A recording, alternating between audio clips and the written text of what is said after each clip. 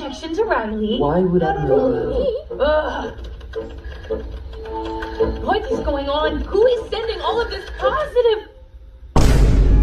Joy, I know you're in there.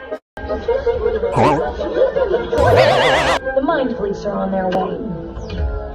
Well, I think we gave it our best shot. Don't listen to anxiety. She's using these horrible projections to change Riley. Joy, I'm doing this for you. This is all so Riley can be happier. If you wanted her to be happy, then you'd stop hurting her. Who's with me? Oh my God, bro.